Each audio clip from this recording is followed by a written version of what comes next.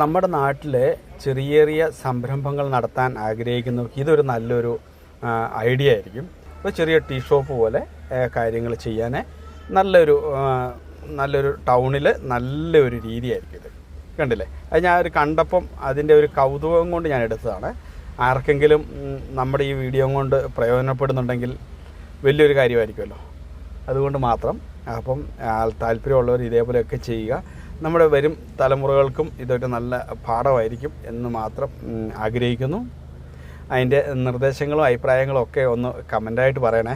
എന്നാലേ നമുക്ക് അടുത്തൊരു കാര്യം നമ്മൾ ചെയ്യുമ്പം അത് നമുക്ക് മനസ്സിലാകത്തുള്ളൂ.